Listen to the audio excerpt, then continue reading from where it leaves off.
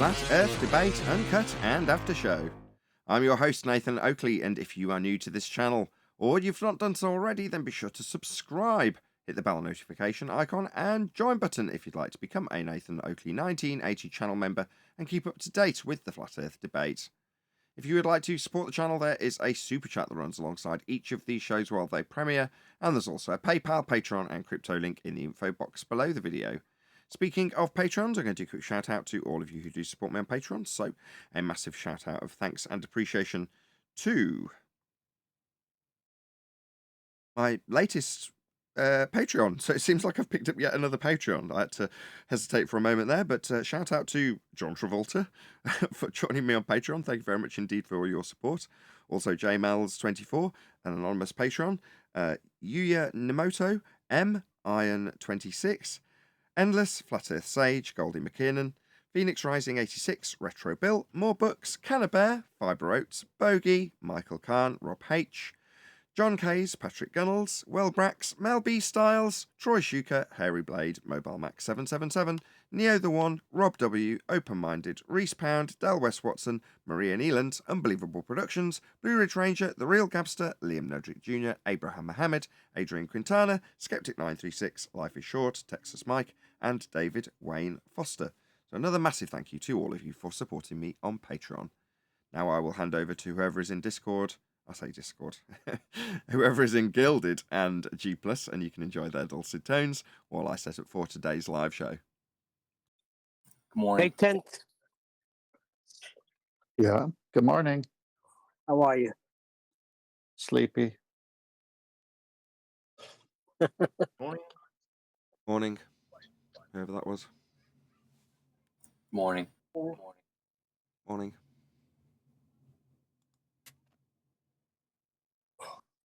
Hey, what do we say about the horizon? And do we say anything? We don't have a flat map. Am I correct? I never heard us talk about a flat map. All maps are flat. That's correct. Well, they're all flat anyway, but yes, we don't have a map. We refer occasionally to the celestial sphere model. Okay, but we don't present the map, right? Okay. Maps have been made by uses of things like longitude and latitude, and the derivations have come from flat Earth elevation angle measurements. But ultimately, this little do-si-do of moving maps from a flat Earth projection up to a celestial sphere projection back down to a globe model to then project out onto a flat map, or project out onto a cylinder to roll out as a flat map. The only reason they do that do-si-do is so that if anyone says, well, the map's flat, they go, no, but it's come from a globe projection. And they, generally speaking, won't have any opposition from a flat earther saying, yeah, but that globe projection came from the celestial sphere model. And the celestial sphere model came from measurements off a flat plane. Yeah, because I was listening to something last night. I think it was like 4 against 1 glober and 4 guys against him. And he kept bringing up the map, how certain flights do not work on a flat map, but work perfectly on a globe. The horizon, talking about curvature and how high you got to be. Horizon is not Earth curve. It really is level. Can you pop yourself on mute unless you actually want to add something? Thank you. Well, it can't work perfectly on the globe because they don't have an R value. Never once did it come up. Well, the parts I listened to, it didn't come up. Black Swan didn't come up, but it don't have to be the Black Swan. It could be any image. There's thousands out there where they could show that where the horizon is supposed to be is not. Hello? That ends your whole game.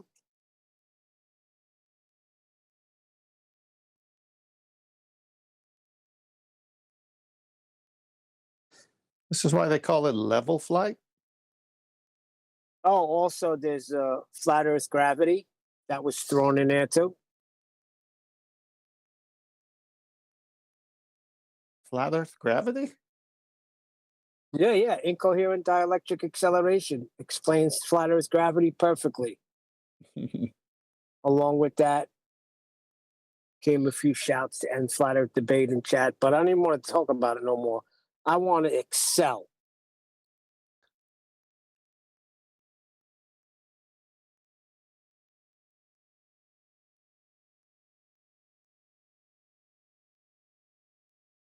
This computer is becoming an absolute nightmare. What's happened now? It just takes me a minimum of an hour each day now to set up the show. Now, it's kind of my own fault. In preparation for the new computer, I've got a new monitor, which is more pixels, so I can have more on the screen. It's 4K. Wonderful. Until, obviously, in the meantime, my original PC's got to run it, and it was struggling before. So I've made it struggle even more. And now, almost continually, the CPU is pegged at 100% usage. All 4 cores just running permanently. It's just that means that if you try and load something, so this morning I loaded up almost everything, got to the mic, and then the sound card in the whatever it's called, Audion Evo 4, just stopped working. Just turned off. Didn't want to know. Now I know that's not because the device is faulty. It's because the machine doesn't want to make it work. So I disconnected it, tried it in a different USB socket, and it worked for a few seconds, and then it stopped working again. You're like, oh my God, really? So obviously that sets you back. And then the same thing happened with OBS. I loaded OBS. It worked, but then it crashed. Then it worked, but the camera crashed. And then you're like, oh God, how many more things are going to go wrong? So I just throw this computer in the air at this point.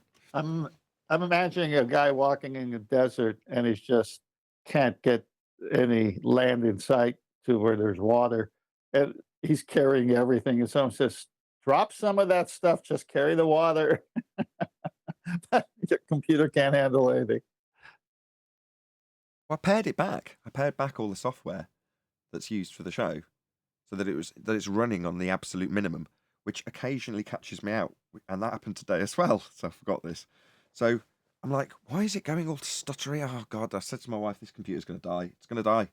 I was like, what's going on? So I look in, and again, the temperature of the CPU's pegged. Oh God.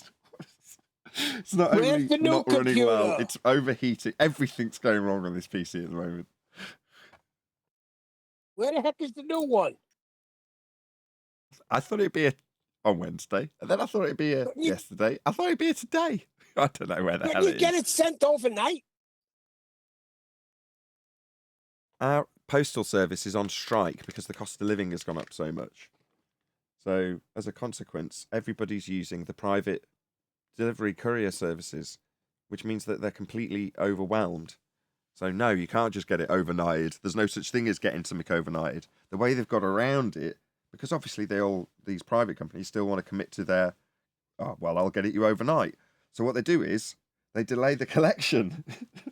So they're trying to get it shipped to me. It's still just sat there because they don't want to collect it and then not be capable of getting it to the person that it's supposed to be with the next day as they're promising. So they just delay and delay and delay collecting it. That's the situation in this country at the moment. It's just how it is. No, I think they know who it's going to. They're trying to keep us back. No, Neil, I don't think so. Oh, look, man, you got to think that way. It's all against one, against all odds.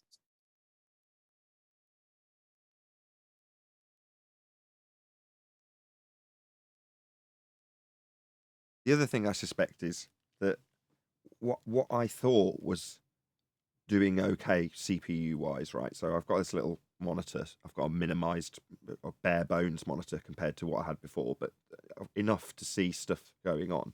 One of the things it tells me is CPU utilization. And what I previously thought was, well, unless it's at 100%, it's not being used. Well, that's not quite the case because the CPU's got hyperthreading.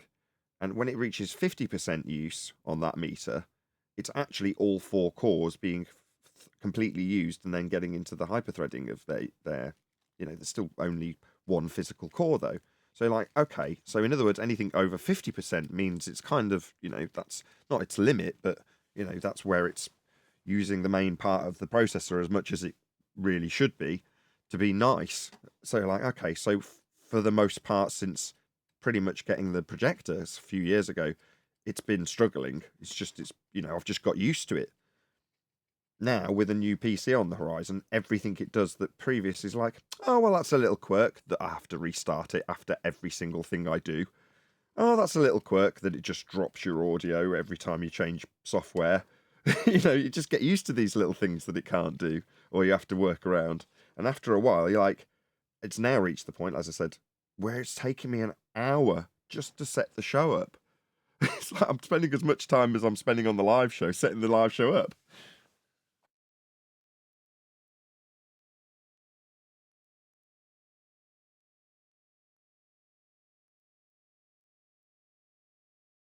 You're all really sympathetic because obviously this isn't really something I should be moaning about. I should just be grateful I've actually got a job to do and I can do it.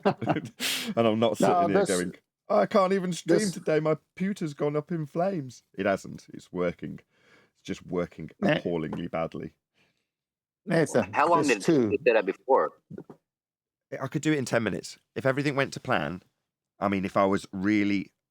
So let's say I'd set up once, which minimum would take me 1/4 of an hour, but then something went wrong, the computer crashed, and it was 10 minutes before the show. If I looked at my watch, I could go, I can get this done, get the Uncut and After Show intro done, but substitute it for the live intro. In other words, I'll still go out on time. So what I used to do was allow myself 40 minutes, knowing that it'd take about 15, and then I'd get about 20 minutes of after show, because that's how long I got left over from my pre-setup time. But every so often you'd see a Uncut and After show go out without a pre-show. That's because I've spent the full 40 minutes figuring out a problem. Well, I've extended that and extended it and extended it. Now I'm starting at about, I don't know, time I start about 20 to 1 before my wife finishes. She normally finishes at 1. I then, dilly-dally around, get myself a coffee, and then by about 20 past I'm sat down, starting loading software. Now, I'm like I say, I'm spending an hour before I get to the pre-show. It's nuts. So you do like over an 8-hour regular day. Sounds like you do a lot of work. When you got to edit, you're putting hours in. Sounds like a really full-time job. Hold on 1 second.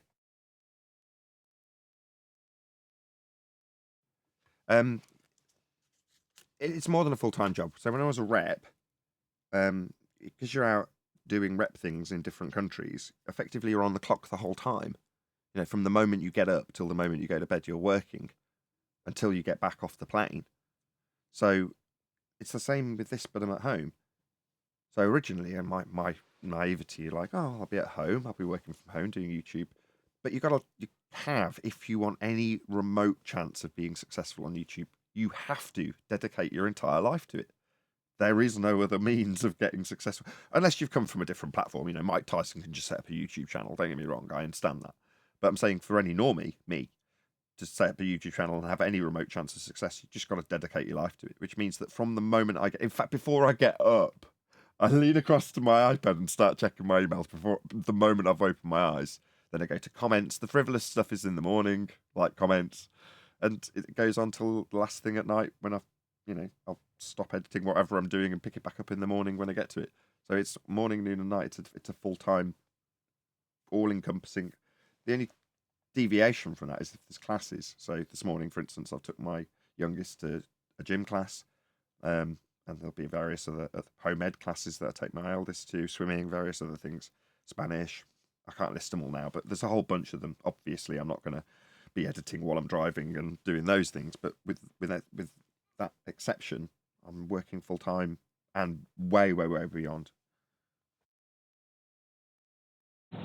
Well, let me tell you something about this show.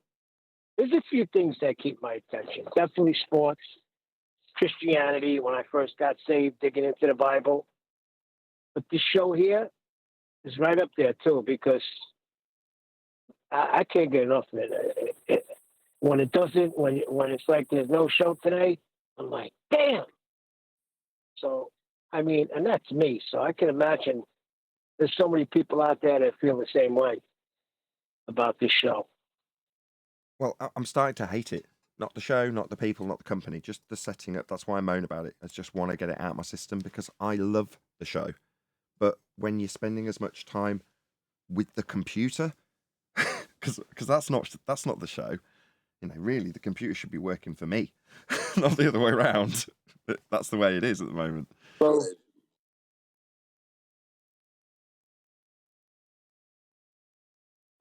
hang in there. When it comes, everything will be beautiful, hopefully. Hopefully, like I said, It's only a quick. Go on. Oh, sorry, Nathan. I was just going to say that hopefully all It was turn just around. a- A couple of days, I'll get a new computer and that'll all turn around. Go ahead, Wanda. It was just, I don't know if righteous. It was just totally off subject because just to let people know, I've been having trouble with the. I spoke to Righteous yesterday. My mic keeps disappearing from the app. I keep getting a hashtag, so I had to delete the app yesterday and reload it, and then it came back on. I've just dialed in a few minutes ago, and the same thing happened. I had a hashtag instead of the mic. I can hear, but I can't speak if I wanted to. So I've just had to delete the app again and reinstall it. So I just thought I'd let you know about that. I think Righteous was looking into it. So I don't know. I think I've just seen in chat as well. Someone's having the same problem in the chat group. So Yeah, perfect. Keep making notes of it in the chat room logs because this is all brand new, so it's going to have loads of teething problems initially. But just don't mention it on the live show if that's okay. If you've got an issue and you can't speak on the live show, not that you're going to be hearing this, but if you happen to be hearing this and you happen to be thinking about joining a live show, don't join and go, oh, I've got this problem where I can't get pushed. Don't care. Leave it till a pre-show. Leave it for one of the mods. Do care. I shouldn't really phrase it that way, but just not on a live show. Right, I made a reminder. No worries. Go ahead, Righteous. I just said I made a post about it in the chat. So we can keep it there. Meanwhile, the live show goes as it goes. Yeah, I don't mind the pre-show. I really only don't mind in the pre-show because if I allow you guys to talk about things like moderating and that sort of thing, or compound bows, means I get to talk about audio equipment or moan about my computer. So I like the fact that is tolerated in the pre-show. I mean, it's tolerated by me, it's my show, but you know what I mean? That's kind of the precedent that's been set. We can talk about pretty much whatever we like in the pre-show. It's mainly to do sound checking and getting it technically correct so that stuff isn't discussed in the live show, which is tedious and boring and no one wants to listen to that. What about corrections? Corrections for what? Well, the statement that the horizon appears to rise to eye level, or the horizon apparently rises to eye level as you go up in altitude. I broke down the words to that, and you could hold that as true. Yeah, okay. I'll accept that.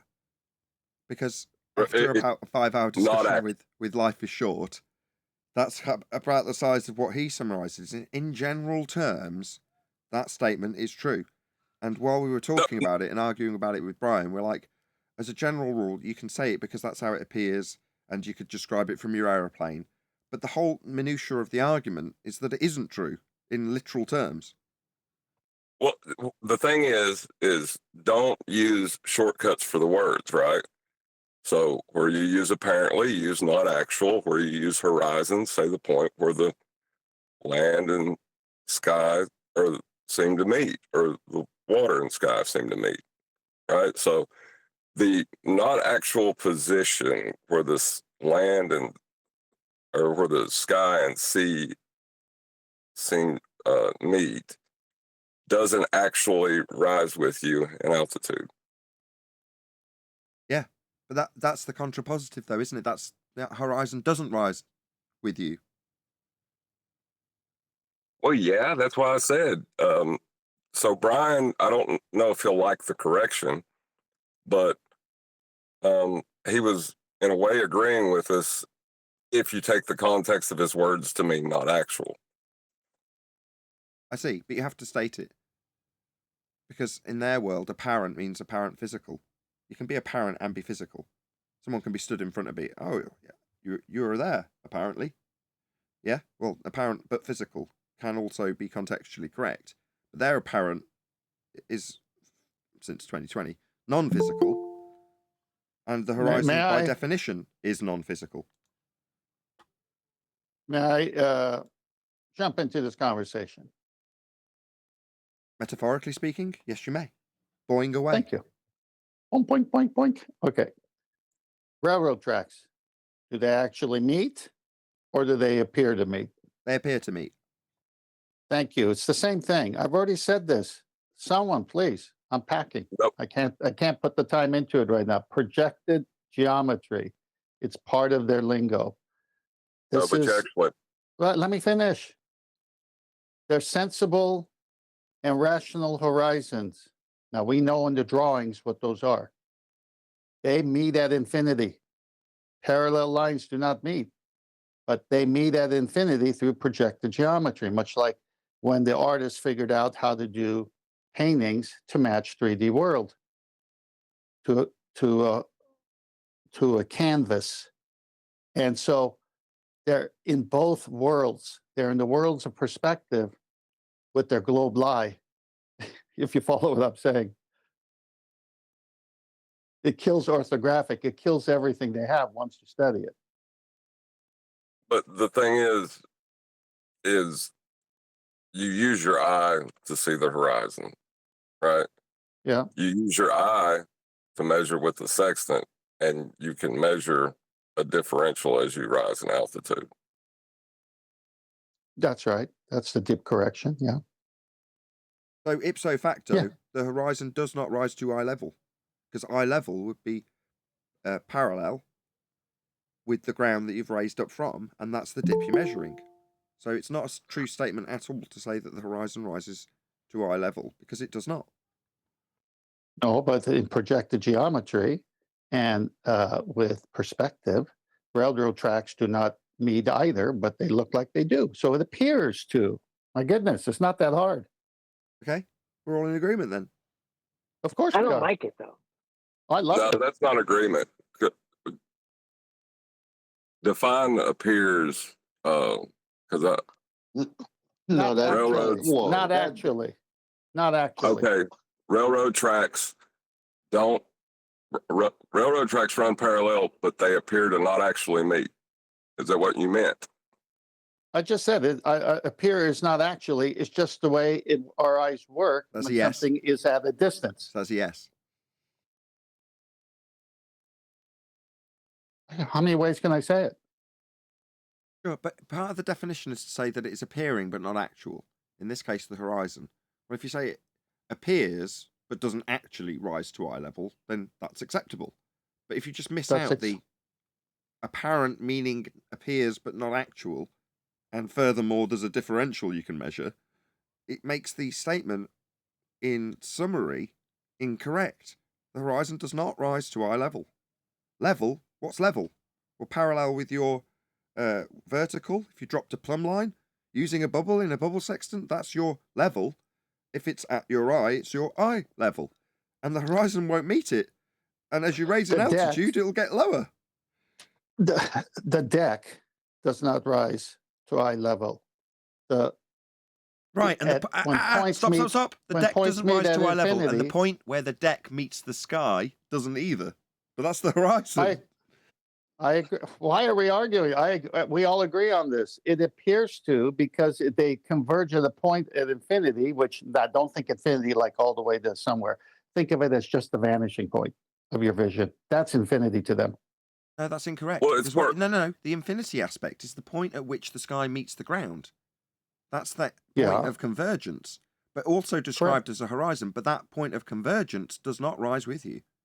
It drops as the ground expands out as you raise in altitude, as you get more Look, we all ground to know.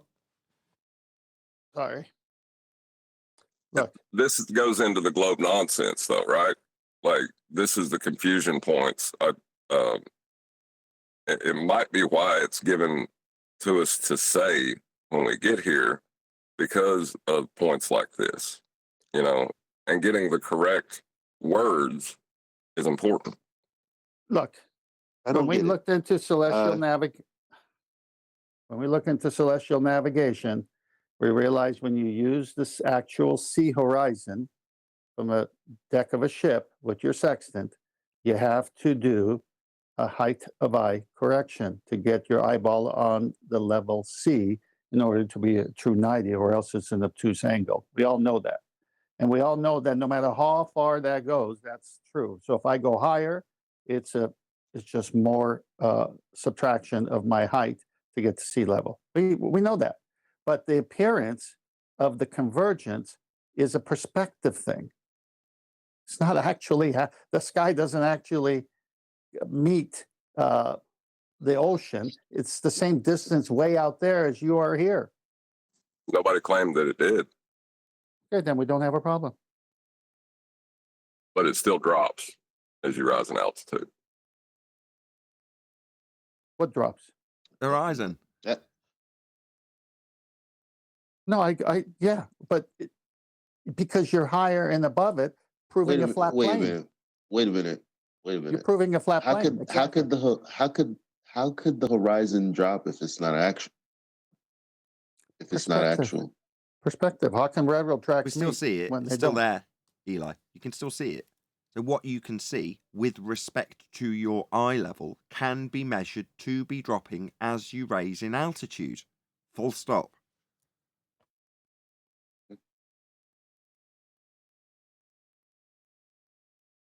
Oh well, there you have it. Yeah, but see, like when I first got here, flat earthers were arguing about no, the horizon is your eye level, or they would say that the horizon rises to eye level, or even apparently rises to eye level. I always hated that. It's not that difficult, guys. You see it in the drawings. When they do a sensible horizon, it's a fictitious horizontal at their eye level at whatever distance above the waterline. And then they have a tangent plane at one point touching the surface of a sphere. And that the difference between the two is the height of eye correction, except there's no dingleberry in the real world. Is it sort of safe to say that the horizon doesn't really present itself at altitude as would be expected if you was on a globe measuring 3959?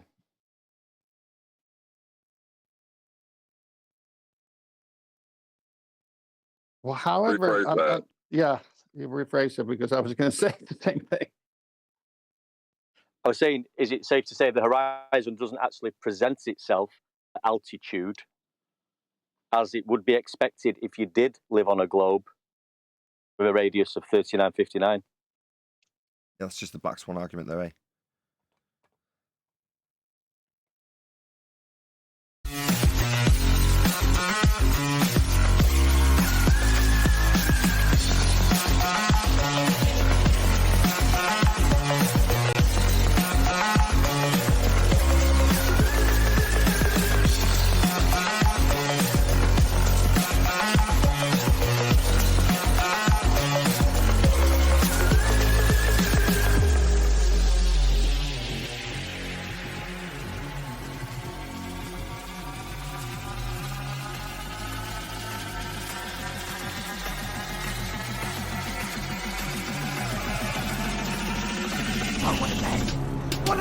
Welcome to Flat Earth Debate Live. I'm your host, Nathan Oakley, and if you are new to this channel, or you've not done so already, then be sure to subscribe, hit the bell notification icon, and join button to keep up to date with the Flat Earth Debate. If you would like to support the channel, there is a super chat that runs alongside each of these shows while they are live, and there's also a PayPal, Patreon, and crypto link in the info box below the video. Most importantly, if you'd like to join the discussion, simply mute the page you are currently watching, then click the link in the info box below this video to join the panel and express your views on the nature of Earth. If you do join, please don't swear. If you do, you'll be ejected. And if you are, please don't try to rejoin the stream using sock accounts. You'll be warmly welcome back on the next stream. Please also share the show on social media. Sharing the show obviously increases the live audience, but this in turn increases the chances of a more diverse panel. So please share the show on Facebook and Twitter. Now we are joined by 10th Man, Neil, Refracted Curvature, Eli, Arthur, Arwin, and a whole bunch of people in Gilded. So welcome one and all. Hello. Hey! What's up? What's up? Good morning. It's Friday. It is. It's Friday. Yes, it's Friday. Any evidence of a physical geometric sphere edge horizon, formerly known as the curve of the Earth? Not Well, on Friday. If I go high enough, I might be able to see it. That's what I heard. If it's not Earth curve when you're a foot off the ground, it's Never going to be Earth curve. The horizons claim to be Earth curve. It doesn't matter what altitude you're at. Right. So good to There's be There's on. only- there's only. Go on, Eli first. Go Go on, ahead, Eli. chocolate. Oh, I was gonna give it to the other black guy who just got it, but I will say, like, you can't let them distract you, audience. Look, there's only one claim on the internet. Forget searching up flat Earth, okay? You just search up distance to the horizon. What is the horizon? Just go ahead and let all your priests tell you what it is, and then go to a beach and see if what they said it was is what it is. It's not. Any evidence you can acquire an elevation angle measurement from a curved baseline? That's a joke. After the black swan, they can't even get an angle to a curved baseline if they think they live on a globe, can they? No. They have to put their model into a projection that has the Earth around a flat plane and then a celestial sphere around their globe that's been derived from that celestial sphere by way of the Haversine projection. Well, what I mean is, like Elijah was talking about and what the priests say, right? And they use a tangent to a sphere and then switch up to eye level for all their measurements. But when they refracted the horizon, they can't even get to that anymore. Oh, you mean like, how's that geometric horizon working out for you, Ruhif sort of scenario? Right. Yeah.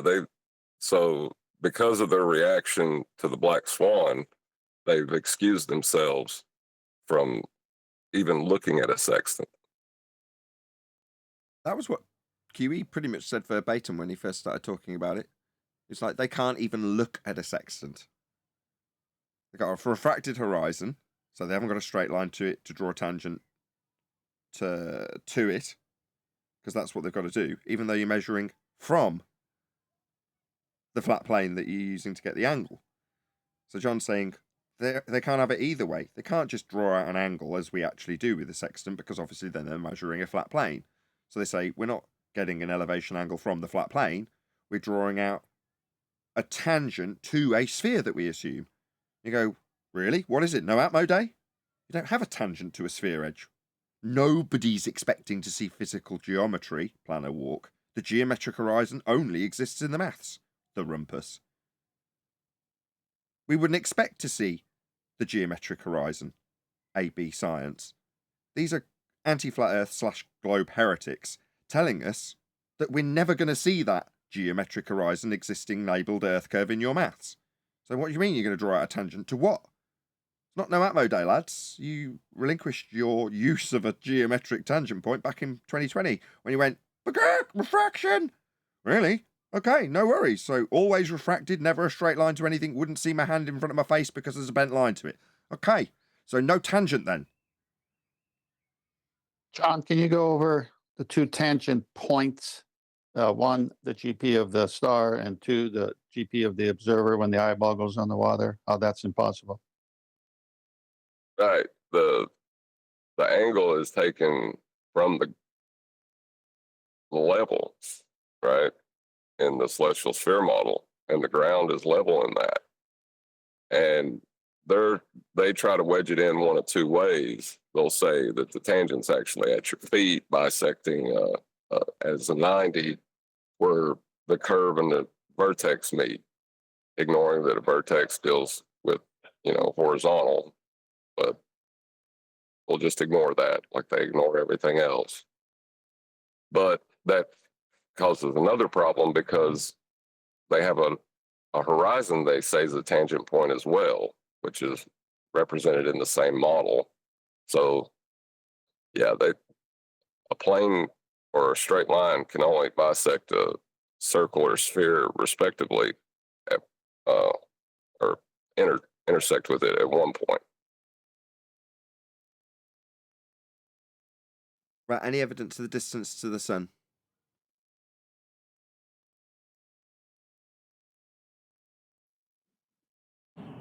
No. I hope you don't have to assert an angle to it if you live on a sphere. Yeah, but they're constantly talking about angles. Doesn't matter that they think they live on a sphere and they can't acquire elevation angles to anything ever. They're always talking about angles, aren't they?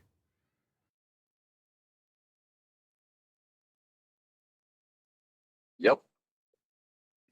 Yeah, but it never comes from the sphere. It comes from an equatorial plane, which they're gladly to admit. And meaning angles, well, to work, you need a plane.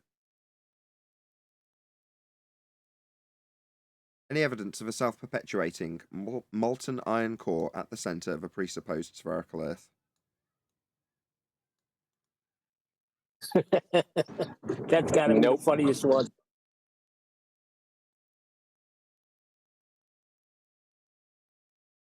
Any scientific Once evidence you- of gravity?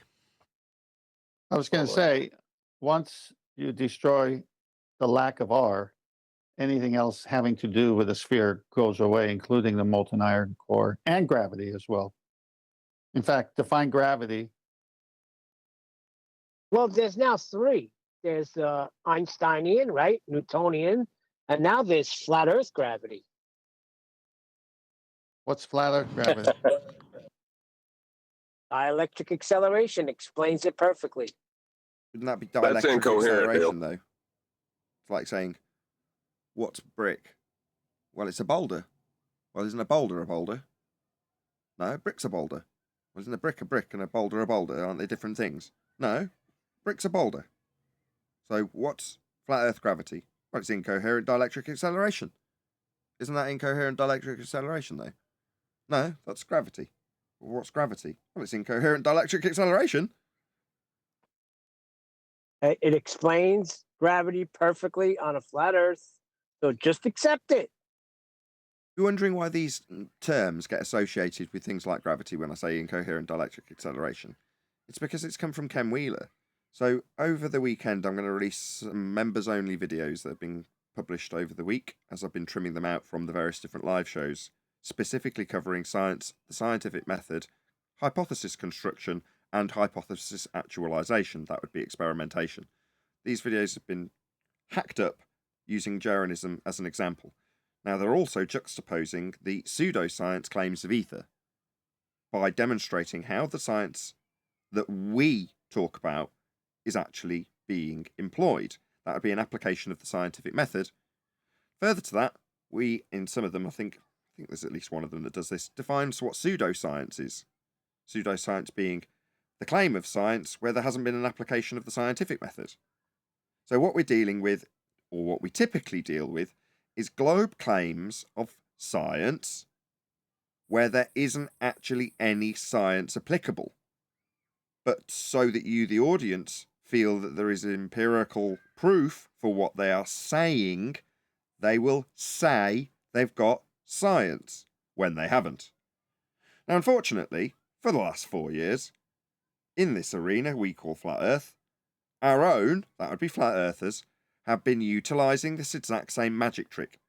That is making up just so stories, calling gadgets and gizmos and parlour tricks experiments, and then saying they've got science for their just so stories. Now, as a consequence, those paths have crossed. Witsit gets its come on the show. He's discussed his science for his ether, whilst double speaking around the fact that he hasn't got any science, and simultaneously accepts that while science does prove things, this conceptual framework doesn't have any. Meanwhile, I get called a scammer for my mistreatment of this person claiming ether that we have taken apart on Flat Earth debate. That's by Jeranism, who has specifically stated that going around claiming that science proves things makes me a scammer. So, as a result, I've asked for a retraction, I haven't received one, and we've taken Jeran as an example to show what science really is, and how we were duped into believing we were on a sphere by way of the words only of science. Not the empirical method and application of it, but just the words, like experiment, like theory, like science, when they haven't got any. So us exposing the globe for their lack of science and use of pseudoscience and fraudulent claims of experiments and theories directly translates to flat earthers who do the same thing, and they're going to want to stop us and shut us down. So there's an active campaign to stop flat earth debate by Bob Nodell of Globebusters, and there's Jaren actively on multiple platforms telling you all that I'm a scammer because I say science proves. And if you're using the magic trick to lie about proof you haven't got, you're going to need to shut down people who expose that, and that's us on Flat Earth Debate. So those videos that are currently members only have been trimmed out throughout the week, and they will be published over the weekend at the usual time slot. So if you know what time slot the live show, which is this now if you are watching live, comes out, that's when there'll be a video released in this regard. Formerly members only, watch it now if you're a member. And then the Uncut and After Show typical time will have a video come out, but on the main channel instead of the second channel. So that's 2 p.m. UK, 9 p.m. UK. Anyway, moving on. Any single viable hypothesis from any of the fields of astronomy, cosmology, or astrophysics, and, temporarily, from ether believers? Negative.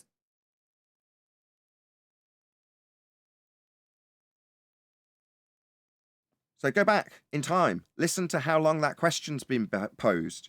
Any single viable hypothesis from any of the fields of astronomy, cosmology, or astrophysics directly speaks to the pseudoscience claims of these pretender clown, globe-believing priests when they say they've got science. What's our response? Science, you say. What's your viable hypothesis? What's the phenomena you will be observing and the presumed cause yet to be validated of that effect? Where was it varied to prove that it caused it? Oh, we've never got that far. Because they've never presented a viable hypothesis, and neither of our compadres on the flat earth side, who also say science proves their bullshit claims. So it's come to a head. However, the damage that I automatically assumed would be done in the same way it was done 4 years ago when I put this information to Globebusters personally on their show. I lost a lot of subscribers then. That damage is already done. The blood's been lost, and it seems it's never to return, but it also can't be lost again. So this hasn't been to my detriment, much to my shock. It's been to my favour, with people supporting me, and shocked and shaken at the nonsense coming out of Jaren's mouth, and an appreciation of what I tried to lay down 4 years ago. That is to say that we're being conned with science by people who say they've got science when they haven't got any science, and you are saying you've got experiments and science for this ether, and you haven't. 4 years later, same nonsense, same pseudoscience. It's just not being peddled by Globers who come in. They know better. It's being peddled by our own, like Witsit, who doesn't know better, and has decided to come and punt his pseudoscience to you, my audience. Well, I'm just going to take that apart like any other claim that comes here. There is no prejudice. If you've got a claim to make about the nature of Earth, we don't care if you're a flat earther or a concaver or a globe believer. We'll just listen to your claim and rip it to shreds if it's nonsense. Or accept it as being true if it's provable. The standards will never change. I'm not going to be held to task because somehow I should give better leverage to a flat earther who comes here with nonsense than I should to a globe believer. But believe me, for the exact same methodology of pulling apart with the pink writing how the scientific quasi-claims from the Globers haven't really got any science to back them, therefore aren't science when they say they are, that method is the same method. It's never changed. Any empirical evidence, that's what we're asking for when we say if there's any hypothesis that's available from those fields that are globe fields. It's just a shame that somebody, or lots of people, have picked up the same magic trick to run with it here. Like, God, so you've realised that we've been duped with science and you're going to start claiming how much science you've got. Why not learn what the words actually mean first? Well, I was wondering, is Jaren still looking for scientific proof that there is no scientific proof? Maybe if he puts a little bet down, we can all get together and he can prove with a little experiment how wrong I am. Clown.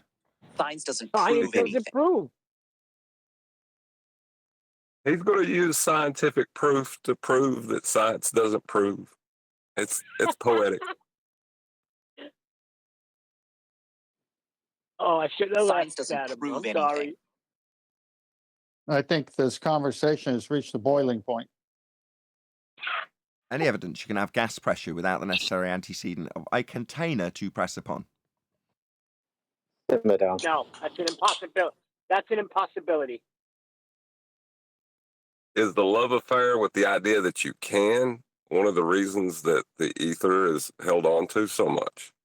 I don't know or care.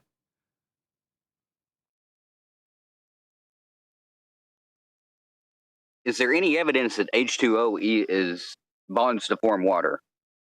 What's H2O? Someone made a claim the other day saying H2 on your panel, H2O was water. And then I asked for Fascinating. You just made it, clarification though. of this claim and never got it. Sorry, you just claimed it, though, didn't you? You opened with it. Nobody else said it. You did. They said it the other day, and I was censored for asking No, for they didn't. proof of the claim. You said it. You just said You it said now. it. Nobody else. said Sure. Many people have said that over the years, I'm sure. But today you said it. You're right. So what is it then, as you're claiming it? I didn't say it. I asked You did. about it. You did. Yes, you I definitely asked if did. there's- Sorry, did anybody not hear him say that little abbreviation that he said? I asked if there was any evidence of H2O bonding to form to make water. Bonding? That was the question, not a statement. I didn't declare it. I didn't claim it. It sounds like you're not only claiming it, you're claiming bonds and then asking about them. What type of bonds are you claiming? That's what was said the other day, and then I was censored for asking. You remember, Nathan? You had the Okay. white knight You for were- one of your panel members. Remember? Okay. No, What I'm no, doing no. is The hold other on, day you Tenth. were Please, censored for please. your It's foul difficult enough as it is. behavior. Tenth, thank you. This will be difficult. That goes to everybody in the G+ panel unless you're specifically addressed, right? We're dealing with somebody slightly unhinged, so any rumpusing will be his invitation to descend this into immediate chaos. Okay. Got somebody very, very skilled in detailing this, who may now drop me in it because he doesn't respond. But we've got Adam with us, who is easily capable of disseminating this information to you in terms of the descriptions and concepts that we use when describing water in the manner that you've asked us about. Would you like him to explain? If he's around and willing, you might. No, like I said. Well, yeah. Okay, well, you asked me a question. Would I like an explanation? I said no. I said this the other day. I don't want an explanation. I want to see it. I want to see hydrogen and oxygen bonding to form to make water. Why? Like I said the other day, I don't want an explanation. I already know the explanation. Oh, H2O will equal That's water. fine. Well, yeah, that's Okay, what we heard. mainstream says. Matthias. Okay, calm down. Let's keep it civil. We heard. We understand what you want. But okay, you might get it. We'll see how Adam responds. He's not piped up. I'm seeing if I can invite the best qualified person to give you that information, if you want it. But bear with me. I'm not quite done. But my question, before we get to Adam, who's not responding yet, and I'm sure he will. I'm sure you'll get your answer, maybe if he's willing. Is why do you want to know? How does this relate to the nature of Earth? That's what I invite people in regards to. Because I brought it up again today because I was censored the other day, and the conversation discussion was more or less stopped right there. And water is part of Earth, I would think. I mean, especially since you guys are, using the black swan, which has a lot of water in the image. I would think that water is part of the Earth, don't you think? Or no?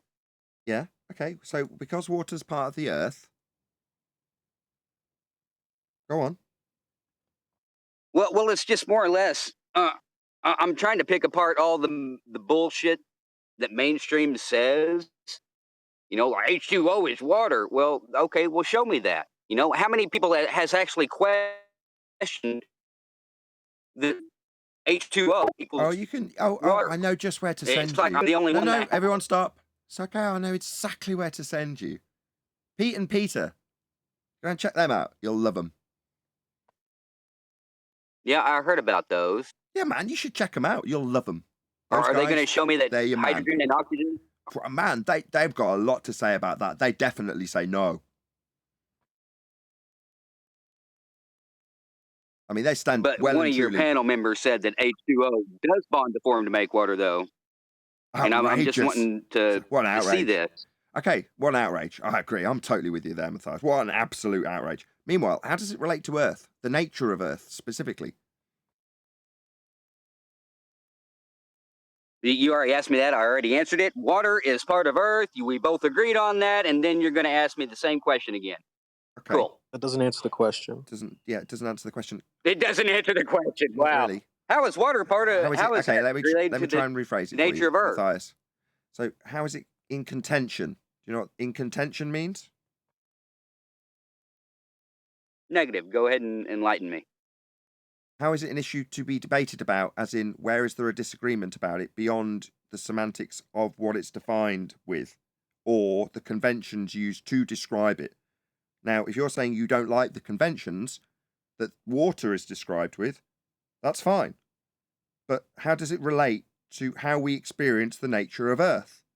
About the fourth time. Okay, well, the nature of Earth is we are programmed with this bullshit that can't be physically seen happen. With language, you mean in the language we're led with the semantics of the convention of water's description into misunderstanding what water might be? Is that your point? Well, yeah, I mean, I just don't see how you can mock the Aetherites. Don't get me wrong, I'm not an Aetherite by all means. I just don't see how you can mock the Aetherites by saying, "Oh, you can't see it." But then again, you can't see, the person on your panel the other day that said H2O is water. They can't see hydrogen and oxygen bonding together to form water. So how is I see. Well, was somebody on the same just for thing. comparison though? Obviously, I see your point, and it's reasonable. Was somebody on the panel claiming that the incoherent bonds were holding the entire universe together as a background medium, for example? I don't think so. All right. You see, by comparison, then it seems like it's just a convention in terms of how to describe water, which is fascinating and all, as opposed to somebody claiming there's an invisible, never to be shown background medium that simultaneously controls all the energy of everything in the known universe. That's like a big jump between the two. So when you're saying I don't see how you can attack Etherites who are trying to describe the entirety of our world, that is directly connected to the nature of the world we live in. Like I encourage people to come on and discuss. That's why it got discussed. But this is just the semantics of how water is described in a convention. That's not really affecting the nature of my world. Just the nature of language and descriptions in conventions. Maybe go to an English forum. So H2O, the mainstream claim of H2O is water. That's English, is it, Nathan? We learned that in English class, do we, Nathan? Sorry, What? No.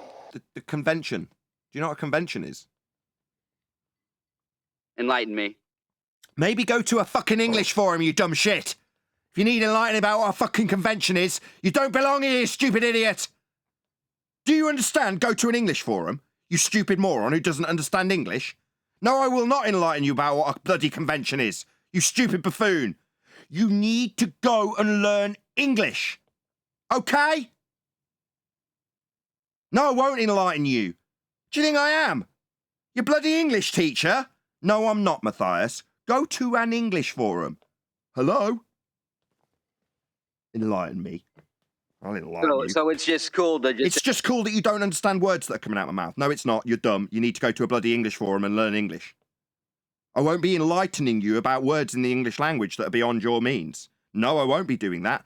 This is a forum about the nature of the world we live in, not the semantics of convention, a word you don't even understand. Right. Yeah, right. So go to a bloody English forum, you clown. We discuss the nature of reality, not how the conventions of H2O are summarised in the English language. You can't see the H or the O, so shush. Yeah, you believe it makes water, don't you? What's the H? We can't see the H. What, the hydrogen gas? Yeah, exactly. We can't see hydrogen You'll gas. sit there and parrot the bullshit, but you can't fucking... It's the same thing as what the Aetherites Okay, you're denying hydrogen. say, man. No worries. It's exact same good. shit. You go outside and see threes also? Show me a cup of hydrogen. Go ahead and show me a cup of hydrogen. Go ahead. Wasn't that something we did in like high school? Yeah. I did. What, they showed you a cup of hydrogen in high school? Yes, somebody. Wow. The guy asked earlier, Adam, is piping up. Yes, that's right, Matthias. Somebody did ask me to. Yeah, so them. show me hydrogen Go ahead, Yeah. Adam. So if you go to one of the old Iron Realm things we were challenged by Pete and Peter on this week, I hope you accept that you can't see hydrogen gas. Thank But we you for can proving my collect- point. Right, Matthias. can- Hold on one second, Adam. Firstly, can you get a bit closer to your mic? Well, what Adam, I'm saying is, if and you can't secondly, see it, how do Matthias, you know that Adam these is two trying to deals are respond going to to you. form to This will be make your water? first Calm down, warning Mikey. to not talk through everybody who's trying to disseminate information, not only to you but to an audience. Adam's now trying to talk. I don't want to have to close the line again for Gilded. Please, can you pay attention to what Adam says? Second time I've asked. Thank you. Well, whenever he Right, says gotta that get you rid of can't see Matthias. hydrogen, that He pretty much cannot proves do my it. He can't do point. it. So I've now got no choice for the audience's benefit. He will now be removed from the conversation because I've asked him politely twice to not interject the response from Adam. He can't even not interject after I've asked him not to. He just can't do it. So he's got to be removed from the conversation. I've got no other choice. Go ahead, Adam. Third time's a charm. I think, other than saying we've done that, go and look at it, I'd maybe give him a point of concession. In reality, Matthias, there are no little H's and little O's. When you use like little H's and little O's to describe things, what the kind of overall framework of that. What's a word that you could use to describe that, Adam? Oh, begins with C and ends in invention. Yeah. A convention? A That'd be convention? useful. Oh, Yeah. right. A I little don't know. lost I'm as to where seeing. this I'm is. hearing a little HO right here. You're in a little what? Oh, I'm hearing a little ho right here, but yeah, sorry about that. A little hoe? Well, Am I missing something? I He said know there's there's some no humour in little that. I H's just and didn't little get it. O's. I'm like, well, this guy H&O, he's in a sounds like a little- little ho. Oh, it sounds like a little hoe.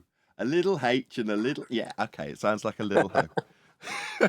Guys, I'm slow on the uptake. My bad. Go ahead, Adam. Well, I think what you summarised it in reality, this appears to be a equivalence trying to be drawn between ether and the chemical model convention. You summarised it nice. One's got actually a basis in reality. We accept the convention and the limitations of our eyes, but we are dealing still with the physical. Okay, and we're treating the physical things together to form this convention. When we're dealing with ether, we're just taking a convention that's got nothing to do with reality. We can't measure it in reality. We can't do anything in reality with it. All we can do is ascribe functions of reality to this ether. But we can't validate it. We can't test it. Can't even see it. We can just say the reason this happens is because of this thing that we can't demonstrate and is unmanifest. There's a big difference between using, like say, the convention of chemistry and just making up a theory that you can't support in any way with the physical. Hopefully you can make that distinction. He's got it, hasn't he, Matthias? But hopefully that's what he needs to figure out, that distinction between those two points. Right. So I can... This is where if you've got a convention to describe something in physicality, then no problem. People might object to certain aspects of the convention or the description, and that's what the Socratic method's for. In debate, we agree, or the attempt is to agree on the terms, i.e. the words that you're using and their meanings. That's the Socratic method. So yeah, you're going to get down to the minutiae of what the definitions of the words mean when you're describing things with conventions. How are you describing this actual thing? But that doesn't mean to say that those semantical tricks can't be utilized to create things using conventions to be believed to exist in physicality simply because there's a convention describing them. For example, if I describe the convention of unicorn digestion, I can go through all of the conventions required to describe the process of developing magical unicorn horn rays from the process of combining various different gases from various different foods when broken down in the digestive system of a unicorn to then be combined back again into the different elements, and those chemicals form this certain radioactive substance that creates the rays that makes the beams come out of the unicorn's horns to protect itself. I can come up with a whole convention. But does that mean because I've got a convention that the things being described in the convention actually exist in physical reality? No, they do not. And we've got a similar magic trick from the globe. What do you know? We've got a fourth dimensional space-time. And that fourth dimensional mathematical description, that convention, bends the time in the convention that we don't experience in physical reality. But we're using this convention to describe our physical reality, aren't we? No, it's like the unicorns. But unlike the unicorns, we can point at the black area in the sky and say, no, that's what we're describing. Now, I can do the same with unicorns and say, no, didn't you realize that the stars are actually unicorns? I'm describing the convention of their digestion in terms of the energy that's being supplied to the entire universe and us from unicorn horns. Every single star's a unicorn.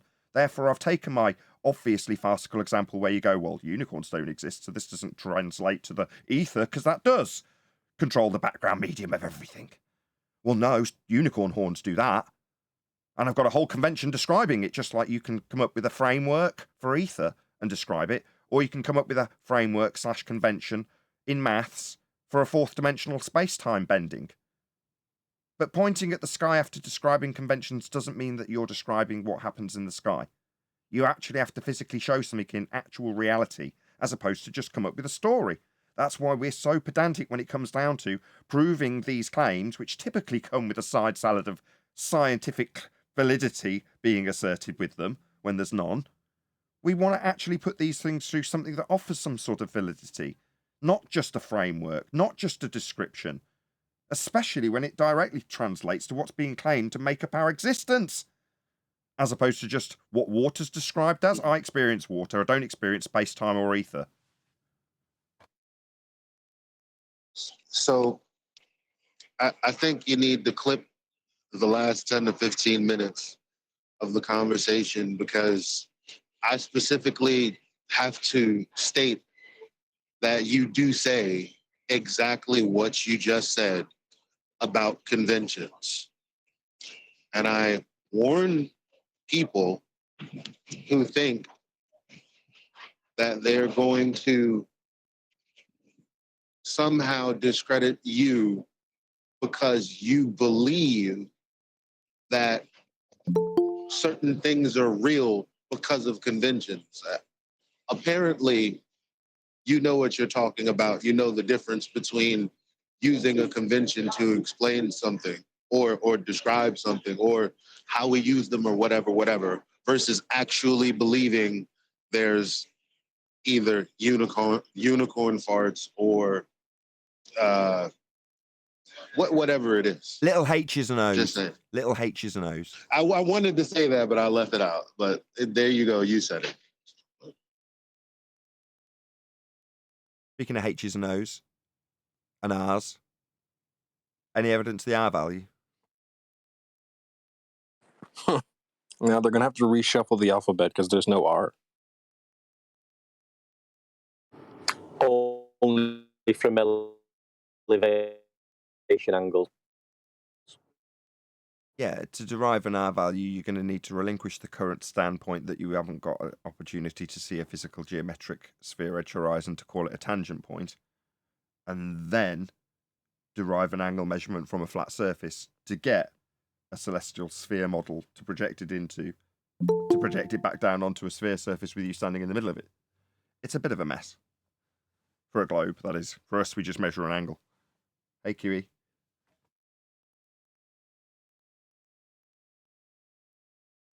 That concludes Going on, gentlemen? Just finishing up the housekeeping. Pretty much done. Yeah. Did we have a Pete and Pete in here? Matthias had a bit of a Pete and Pete moment, but I couldn't seem to figure out what it had to do with the nature of Earth beyond the conventions used to describe water. Maybe you can elucidate it further. I'd like to correct him on his false analogy or false equivalence, because he said, well, we need to know what water is because our argument against ether was it was invisible. I never heard that. The argument against the ether isn't because it's invisible, you crayon munching knuckle dragger.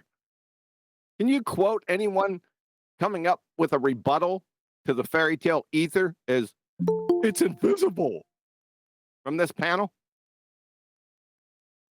No, you won't. You're a clown.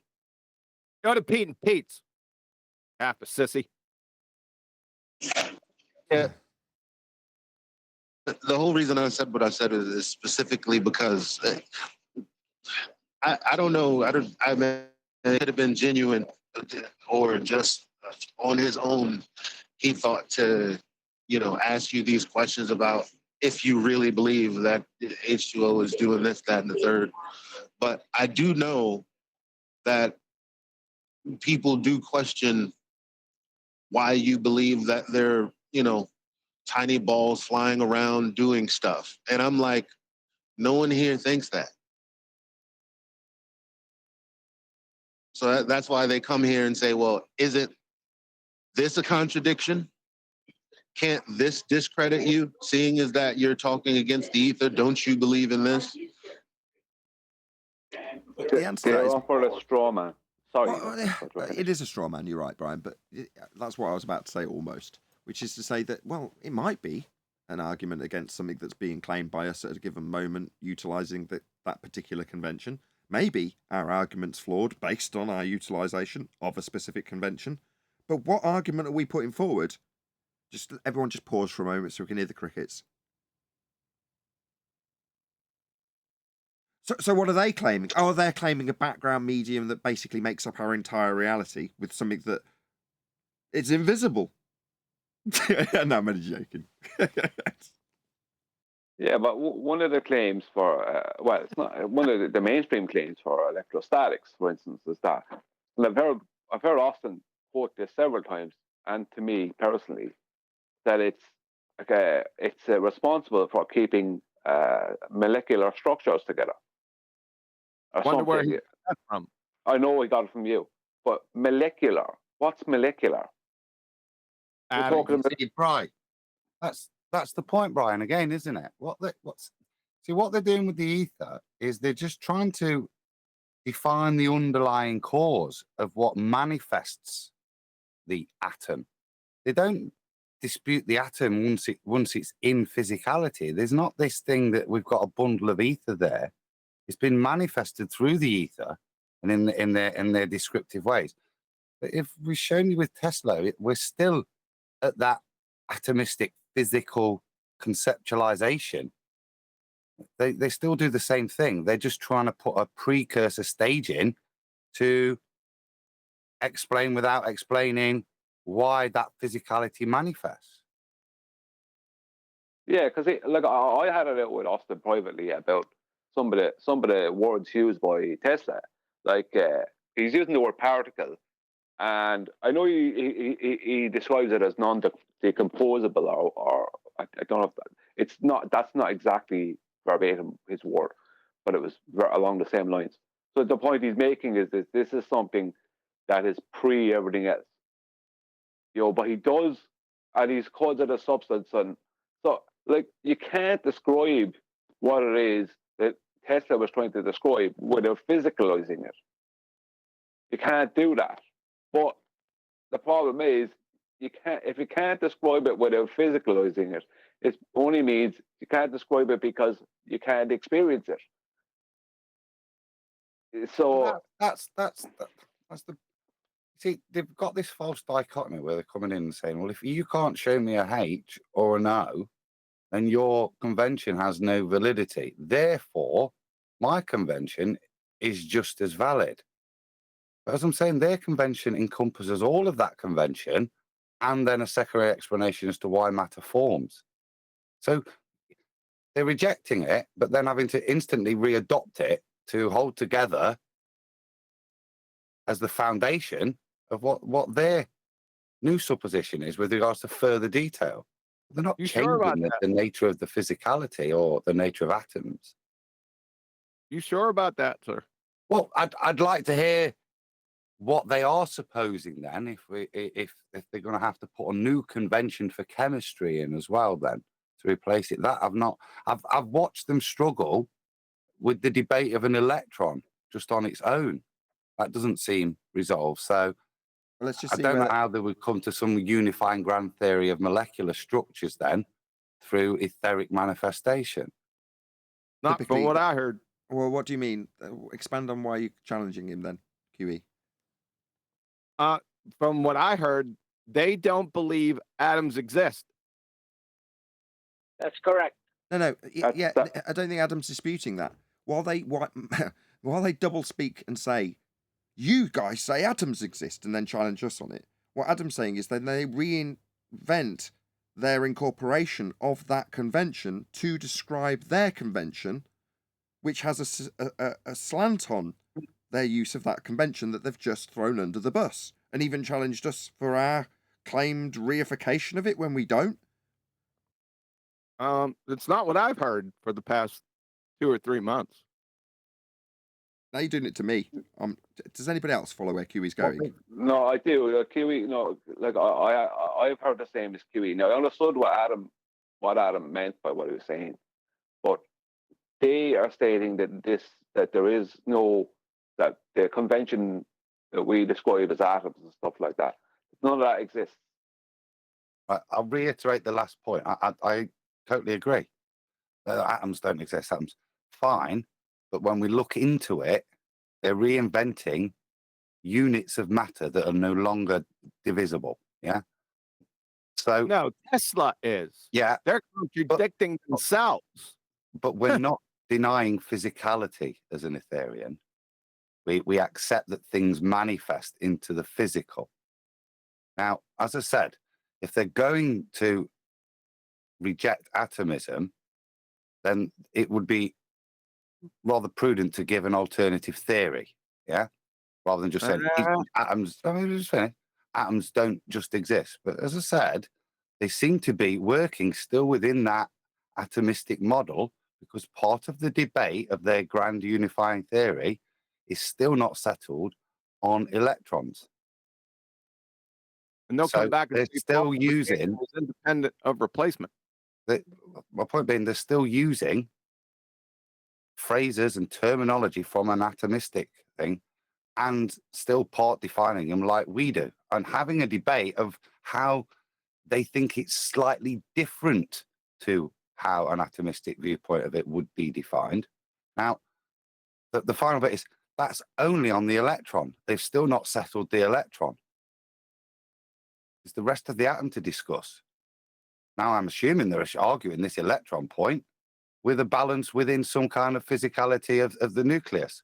Or is that, do you see what I mean? There is no convention on their behalf. They've only got critique of atomistic side, but all of that critique and all of their suggested solutions still seems to be based in that atomistic principles of descriptions of electrons. No, I think you're missing it. They don't believe that atoms exist, period. Now, their leaders, Tesla et al., are telling them that more or less electrons and atoms exist, but they're not paying attention to that. You get an ether believer in here, I'm telling you. Well, in Adam's defense, QE, and even Austin agreed to this, that many different people have many different views on the subject. Profound. So, for somebody, Adam could be 100% correct. For somebody else, he'd be 100% wrong. Okay, I've got to summarize it because we'll go around in circles. Adam's saying they throw the descriptions of non-divisible quantized chunks, not further decomposable chunks, whatever, however the description comes. At some point, they then have to use either someone else's similar description of the exact same thing to get around describing what's happening. And Adam's saying they drop one convention and criticize it to then pick it up in a slightly different form, but basically the same convention to describe something like we would use the convention. And QE's saying, yeah, I'm going to get to your bit. QE's saying, yeah, but on surface level, even though they don't realize it, it might be the case that in their worldview, derived from Tesla's worldview, they have non-divisible or not further decomposable matter, aka Quanta. But they don't realise it. They just carte blanche say there's no atoms. It's like, well, we don't reify the convention of atoms. We just use it to describe it, and so do you further down the line, says Adam. That's the circle we're going round in. I'd agree with that. Yeah. Seems a fair appraisal. Yeah. Good morning, guys. Hey, Chocolate. Good morning. I'd point out, QE, wouldn't you, though, that we've argued more there than we did last night setting up the OBS. Yes, I would agree. Did you argue with Adam as well? Shocking. No, not one crossword. Bloody liar. You telling me you didn't have a single crossword? Huh? Yeah. Maybe I'm the problem. Nah, I don't buy that. I'm the problem. I did say that to QE. I said, look, you see, the problem's been the teacher, not the student all along. They say in a group of about 10 people, there's always going to be one wanker. And if you're looking around your mates, and I look around my mates now, and I go, Neil, good man. 10th, good man. Chocolate, good man. Eli, good man. Got Arthur in there, good man. Can't see who else. Oh, yeah, got Refracted, good man. Adam, good man. John, good man. Brian, good man. We've got no wankers in this group. None. Well, if that's your circumstances, you probably are that wanker. And in this case, that's me, isn't it?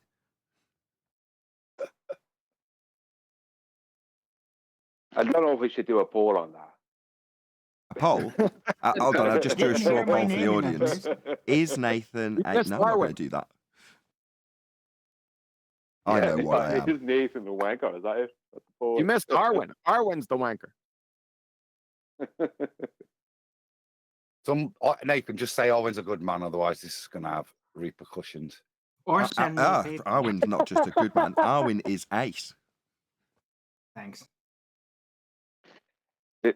I don't know if this is a good or bad topic, but did any of you listen to the video I posted of that guy over with the Globebusters, that PhD guy? No. Kieranism last night?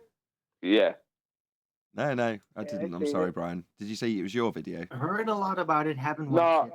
It's not my video. It was just one of Jaron's videos where him and David Weiss, I can't remember the other man's name, and Austin Whitsitt were talking with this guy, this some PhD guy, Bryant Moyers. Bryant Moyers was the guy's name. But the guy was a fundy. Like, he started stating that, talking about how if you change general relativity around, that you can fit in Newtonian mechanics and all this with it. You know, it's just like, he was trying to basically amalgamate the two mathematics. It's just like, no, you can't do that. But there was a lot of things he said that he would have got pulled on here very fast. That's what I wanted to ask you. Yeah. What were you going to say, Neil? You want to say something about before going? I wanted to say, how do you think they would have done here? Because I was getting sick listening to that last night. No, I had to turn it off myself because I started getting angry. Not angry, but I found myself giving the answers that I was hoping they would give. You know, your mom was begging the question, and there was a lot of stuff your mom was stating that he was pre-assuming that they obviously didn't have the information on. And I was like, no, that's wrong. That's incorrect. This is it. And I found myself in the kitchen talking to myself. I said, no, I'm turning this off. You know, so that's what I did. But one of the things about the guy, what's interesting is because the electrostatics came up, and your man has some background in electrostatics. He brought up van der Waals. He knows something about it. He done some research, or he has a degree in some of it, or something like that.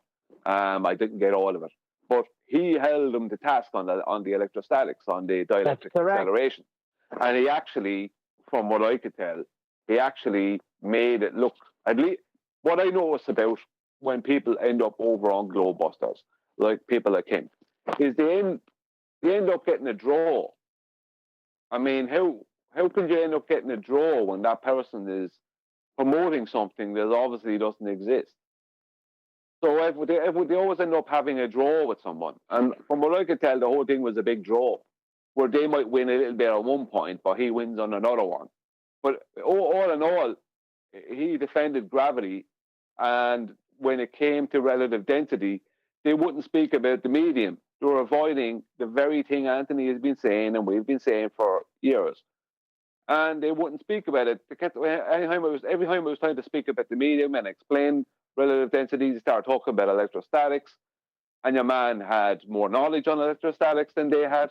I was stating it doesn't set it up and it down. And he was a pure gravity believer. He would talk about general relativity, but then he couldn't stop talking about it as a force. So your man was confused, or just a complete fundy, whichever. But the point is that your man bet him on gravity. Your man put out better arguments for his side than they did for theirs. Yeah, but Brian, he mentioned Nathan Oakley in one of the conversations they were having. So I know he knows about this show because he said, I've heard something through Nathan Oakley, maybe. And that's when they were all like, oh, we're not a friend of Flat Earth Debate. That's all I had to hear. Yeah, but I think right, is a very, very good example of what I was talking about earlier. About how do they discuss electrostatics outside of the standard convention? What were they discussing with this man? Well, where was their Socratic joining? Well, it was hard to tell where they met, where this man and the Globusters met when it came to electrostatics, because your man had a lot more education on the subject. Now, that doesn't mean that they would believe that what he has to say is the cause of electrostatics, because your man wasn't ever mentioning the ether, but your man definitely had more education on the subject. If he just spoke about that alone, I would have probably liked him. But because he was a fundy as well as that, I wouldn't say disliked the guy, but I wouldn't have the same respect for him.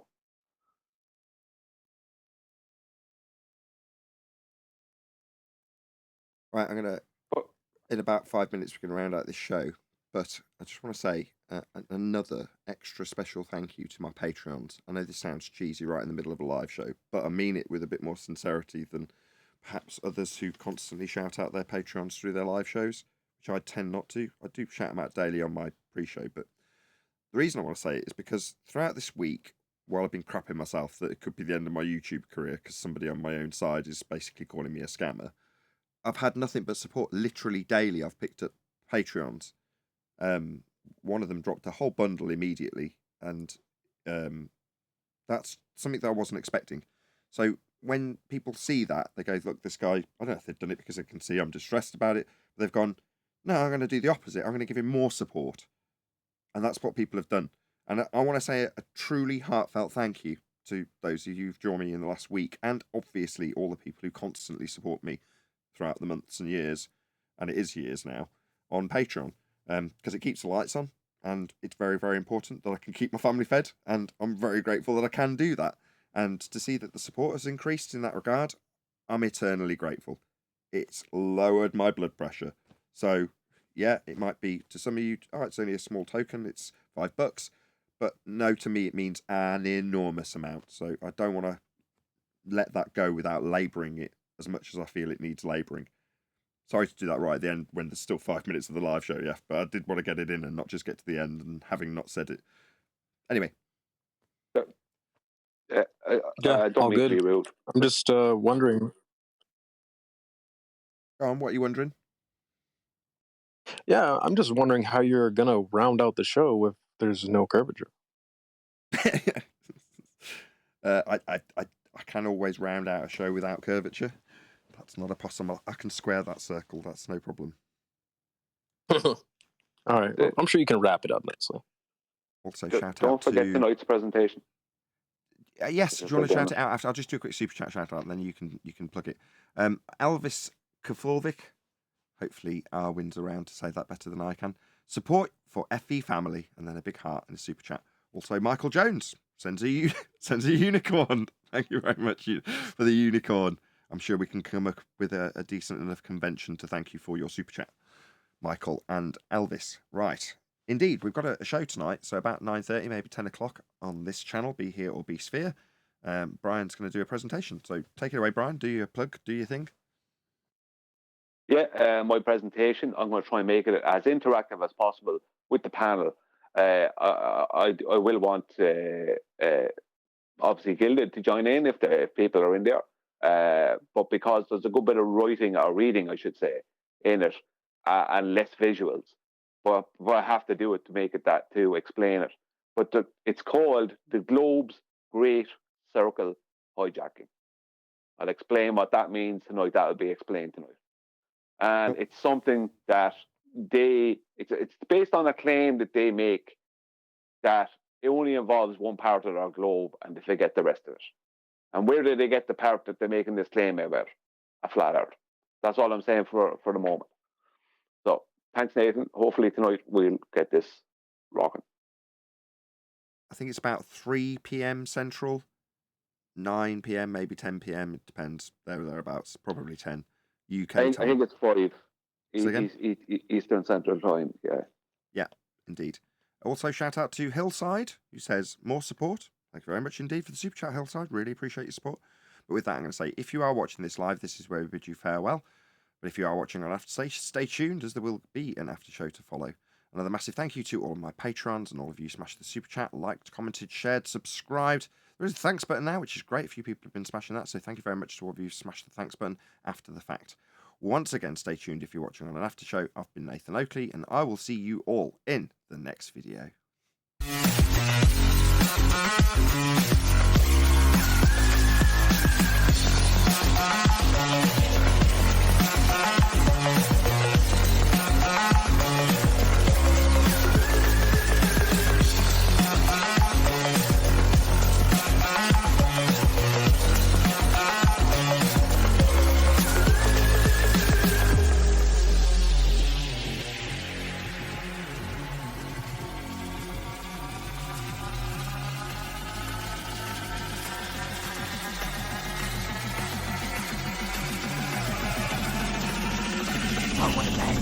What a lovely day!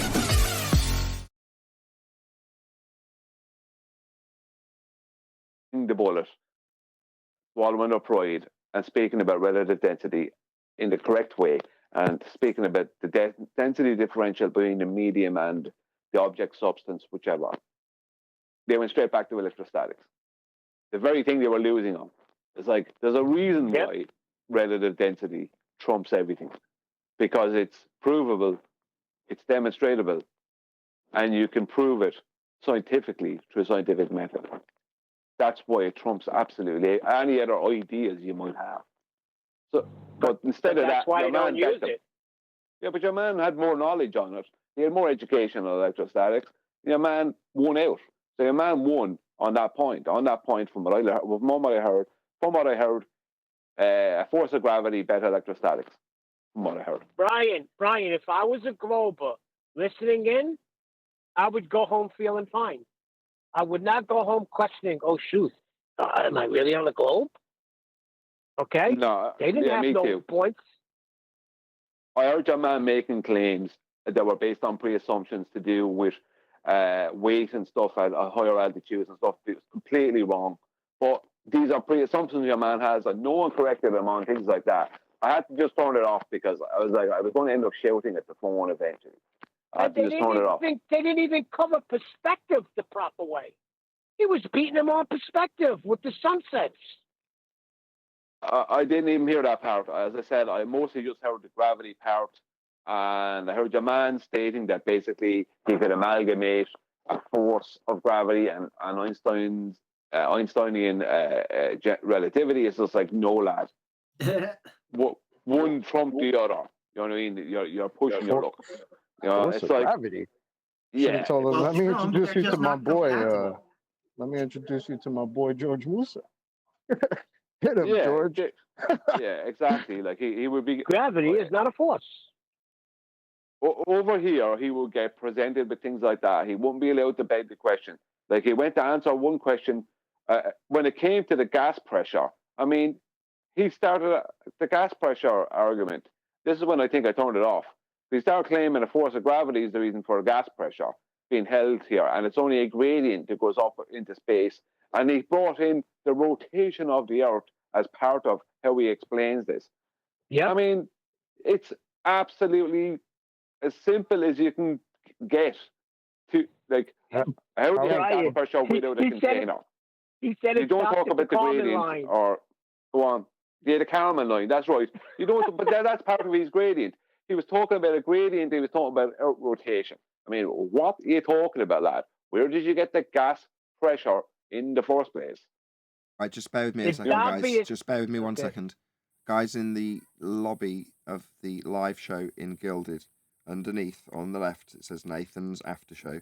Click on it and then go into the After Show. As you were.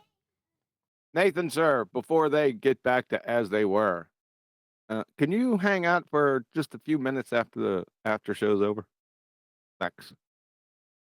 That was an assumptive close, if ever I've heard one. Maybe. Just a couple minutes. Maybe. I'll see how I feel. Well, thank you. Please forgive me. I'm a worm. What have I done, Righteous? What have I done? Have I done something wrong? Wait, you gotta. I was on mute. Sorry. You know exactly what you did. A good thing I was on mute because I said you gotta join Discord again instead of saying you gotta join Gilded. Gotta join again? Yeah, you're not in there. Yeah, I'm in the after show with Peaceful Warrior. Oh, okay. You didn't do that yesterday, so I forgot you were. All right, never mind. My bad. Yeah, I forgot yesterday. I'm sorry. It might be surplus to requirements. We might just stay in the live show the whole time. I don't see the point in moving, really. Yeah, I was just going to say that, by the way. Yeah, at least until it gets busier, I say we just keep it simple and just stay in the live stream next time. Okay. And then once it gets busier, then we'll, like, you know what I mean? Sort it out. Sure. But everybody's just moving down here now, so stay here. Okay. Yeah, they're all moving now anyway, so. But at least if we get them into the habit of potentially moving, if the live stream / after show finishes, after show as is in the truest sense of the word, after the show, then it's not being recorded. All right. Well, anyways, I gotta step away for a bit. You guys have a good rest of your show, and I'll talk to you later. Okay. Can I ask a question? You mean it's not being sent out live, right? It's still being recorded. What you just heard, I just want to point this out. The echo that you just heard from Righteous was the echo that you get based on the time difference between G+ and Gilded. So what you actually heard was how much delay there actually is between those two pieces of software, because he was in both speaking at the same time.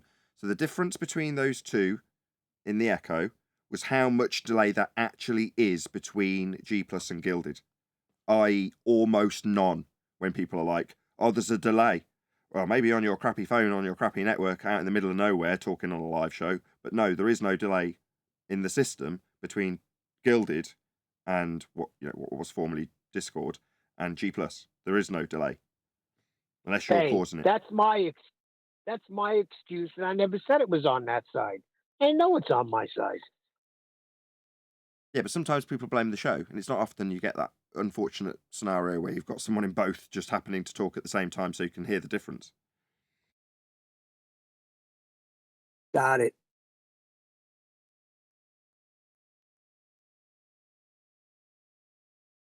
Back to what we were speaking about, Brian. It's obvious that none of our arguments are going to be used unless we're there using them. Remember QE? Well, why would it? Right? Once they use the argument, it becomes their argument. If they're not willing to argue it, then they don't have to. They could argue however they want. Why not? Because it's devastating to them. Who cares? Let them argue the way they're going to argue. Like we don't. Again, we're not the one telling people to think how they want, how we want them to think, or say what we want them to say. If they want to argue a certain way, let them. No, that's not what I'm saying. I'm saying is if you were a baller, you left fully confident in your ball last night after that, and that's sad. Well, what I found about it is what's happening is people who don't like us are trying to not use our arguments. So when it's time to use our arguments, which is all the time against fundies, they won't use them. They try to not argue them differently, and it ends up going wrong. Like, you can argue gas pressure in more than one way, the gas pressure argument in more than one way, but there's only one way that actually matters. That's the way we argue. And that's the difference. The horizon as well. Yeah, but there's only one way to talk about that. Well, if Well, the horizon came who's- up here, the first thing I'd say is, so let me get it straight. You think there's a physical geometric sphere edge blocking the sun? Thank you. So I'm sorry. Maybe it's early in the morning. I'm in fucking bizarro world. So who's not using the flat Earth arguments? Jaren. Darren, Bob, David Weiss, and whoever, Whitsitt, and whoever was the other idiot on the panel last night. Global walked away with the victory. I don't care what you say. No. There's a term for this. Do you know what the term is? It's What is cutting. It's called cutting your nose off to spite To your spite face. your face. Ah, yes. I don't want them to use our arguments. They're not allowed to use our arguments. Three blind men. I don't want them using our arguments. Don't ever use them. Just for the record, that's kind of like I do want people using our arguments, regardless of. Just let me get there. I'm nearly done. Regardless of who you are, I don't care. I want you to use our arguments for one simple reason: that they are the best arguments and overcomes for positions that are put to you on a daily basis if you're a flat earther. And I don't care if I've got some personal row or quarrel with you. You should be using our arguments because they're the best arguments. I was just saying the three blind mice. Globe Dumpsters Bob, the Jabroni Jaren, and the Walking Contradiction shits at 60. Don't use these arguments. Don't let me hear them come out of your friggin' pie holes. Everyone else, they're free. If they use them, it'll become their argument too. That's correct. That was my point. Like, that's why, in a way, I kind of agree with Nathan. Like, for the sake of the argument itself, okay. But as far as like people representing other people, they don't represent me. Right? So, like, they could go and make whatever argument they feel they need to make. I don't care. Yeah, And but as far don't you as- feel as bad far for the as- people listen, listening? Correct me if I'm wrong. No. Just recalling in Seven, the movie. Correct me if I'm wrong, but the sin of pride is depicted with a woman having her nose cut off. Am I right? Yeah. He gives her a bottle of What's in the pills, which box? he gives her a phone in one hand and super glues it to it, and gives her a bottle of pills in the other. And he cuts the nose off, and he says, "You can either call for help or take your own life." And he writes "pride" in blood on the wall behind her. Yeah, it's a great movie. That's what this boils down to. They're too proud to use the winning arguments. That's what this boils down to. Fine. QE's That's my going, point. don't use our arguments. The reason QE's saying that is he knows our arguments win, and when they're not being employed, we watch people lose. So they'll lose if they're not using them. That's what QE means, I assume. Yeah, more or less. Maybe with a couple tweaks on it, but yeah. I still have compassion for the many people in the world that still think they're on a spinning water ball. And they walked away from that still on the ball. But from that point of view, I don't care about that either. I know you guys are all into it, and I didn't want to say this on the live show, but on both Nathan Oakley channel and Nathan Oakley 1980 channel, I unsubscribed from Jaren. Yeah, I've been subscribed to him for years. The last thing I thought I'd be doing yesterday was unsubscribing from Jaren's channel, but not for any symbolic reason. But when you say, "Oh, you're dead to me," it's like, well, no, I'm not going to be watching your shit anymore. Excuse my language. But no, I don't care. If there's other churches out there that are disseminating nonsense, then, you know, if you're a part of that church, that's your problem. Obviously, if you come here and start punting the stuff from your church, it'll get taken apart like it would do any other time. But as for proactively going out to the other churches and seeing what they're talking about, nah, I'm not interested. I don't see this as a church, so I'm not going to compare and contrast with other churches. The Church of Jeranism is of no interest to me anymore. Yeah, I unsubscribed too, but it still comes up on, you know, YouTube. So I just put it on, see what was going on.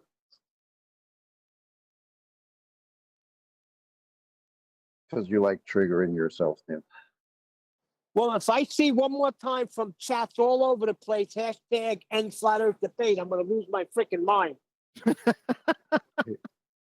know how I don't lose my mind?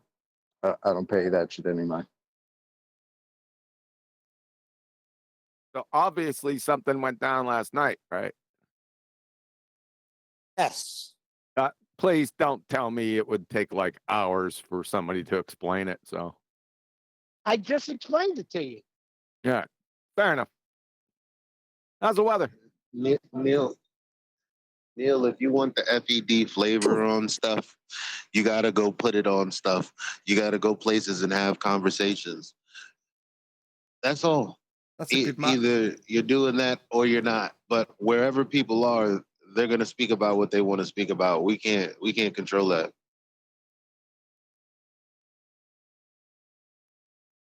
For QE, right? Are you listening? Because I thought you were listening earlier. Yeah, I'm here. Right. Because I thought he came on and said, fuck QE. It's just the way it came across in the Irish accent. If you didn't know Brian, that could have sounded a lot more aggressive to someone listening. Yeah. But go on, Brian. Sorry. Go on, sorry. I'm sorry I missed it. I was just chuckling at Nathan's chuckle. Go ahead.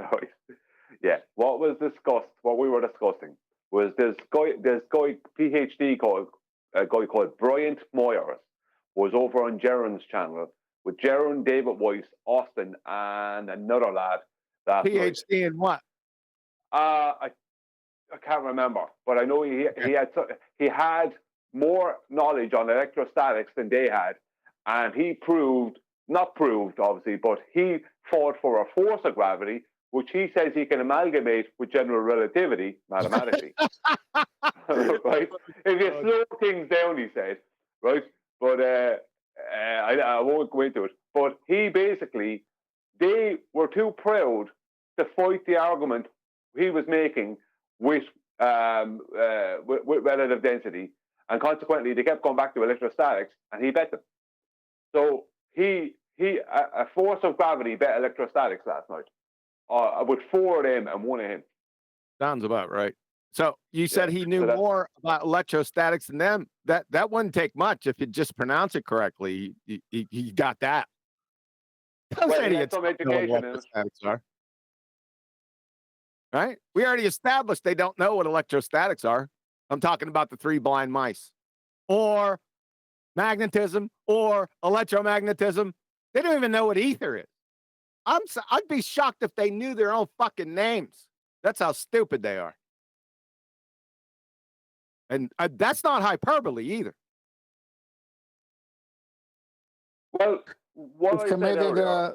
you've committed a false charge. You've committed a false charge against them, so you can't be shocked. That's a negative. Oh, good one, Chuck. Well, the point I was making earlier about this type of situation, every time there's someone who is a PhD or someone like that ends up talking to any of the Globebusters crew that I've heard, they always end up having a draw. Like last night was basically a draw, and a draw is a win for the Globe. Now I didn't hear all the show, but I heard enough to know, yeah, this is going to be a draw, right, at best. So they never get a win. You always only get a draw. How could you only get a draw against someone who's arguing for something that obviously doesn't exist? So someone is arguing for something that obviously doesn't exist, and the best you can come up with is a draw. You know what I mean? It's like, how can you come up with only a draw every time? So no, they don't help us. How do you have a draw when the very curvature you believe in comes from flat earth elevationings? That's weird. How does that check out? because they don't use that, so it's a draw. Ah, my nose, my nose. Chaka, I'll what tell did you how you get it. Come on, John.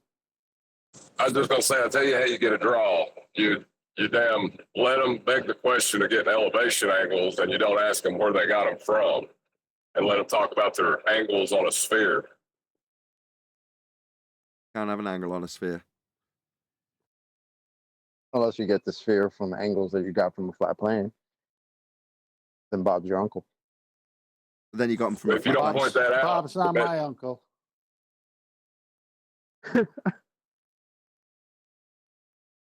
What you do is you don't interrupt or insult the person, and you allow the person to beg the question and waffle on from the point of begging the question, and you try to have a cordial debate with the person where after they've begged the question and you didn't stop and correct them. That's what you do. I must say, Brian, you didn't listen to it, but at the end, they said, you see, now that's how you have a civil debate without shouting down at people and patting each other on the back of how civil they were. How nice. No, that's how you Feelings. What? Nothing more than feelings. No, wait a second. I love the song, by the way. What did you, at the end of this, that's what they said? That's correct. They were talking how civil they were with each other, how you can do things I missed without that. shouting down at people and calling people names. Sorry, I missed that. I was grabbing my coffee. What did you say? What were you so exasperated about, QE? From what Neil said, I just thought it was off the cuff thing. He said that at the end of this fiasco, whatever it was, that the whole point of this was to show how you can have a cordial debate. Am I getting that correctly? They actually said that? Yeah, they were patting each other on the back of how civil, except for one time. I think Austin and him got into a little argument. Yeah, basically that was it. But that was the more or less the main point of the whole I don't know if interaction. it was the main point. So, what do we got here? I'll let you take it. A failure to communicate. Sounds like they purposely lost the debate just to cut their fucking nose off, I guess. I don't know. Yeah, just lay out what you're saying, QE. It's late in the day. Like, it's early in the day for me, man. I don't know if I have to tell anyone what's going on here. Then I would say. I know what's going on here. Oh, Exactly Brian, what's hold going on. here. Ugh. One more time, QE. If I have to tell people what's going on here, then you probably don't belong out here. I would have to say that. Maybe I don't belong. Please, can you tell me anyway? No, you belong. You know exactly what I'm saying. I don't. That's why I'm asking. Then get out of here. You don't belong here, according to QE. Get the heck out of here. I don't know. Let's speculate. Go down the panel. What do they think? We'll start with you. We QE. don't take kindly to you damn folks. I Hey, agree he with said- I agree with refracted curvature's last statement. Nathan said that. Well, okay, we'll start with you. Getting more and more vague as time goes by. Okay, can I be the star for the panel? Yes, please, Brian. Yes. What he wants to say. Yeah, it's very simple. What's going on? They're showing how you lose a debate by being cordial, but you're showing that you can be cordial, not like those bloody FED guys. And they're also showing how they won't use any of our bold arguments because they're the winning arguments. So they're going in there to lose and be seen as cordial good guys, not like those bold FED guys. Well, I thought that was obvious when I brought it up, but okay. What, really? Absolutely. But I mean, like, I make it my business to figure out how to deal with ballers too, and just kind of try to root out the bad behavior. But I'm not gonna concede to any bull arguments. I mean, What? I'm They still didn't think I'm missing concede. something because maybe I'm just an optimist, but when I hear this, I hear praise and admiration. That's what I hear.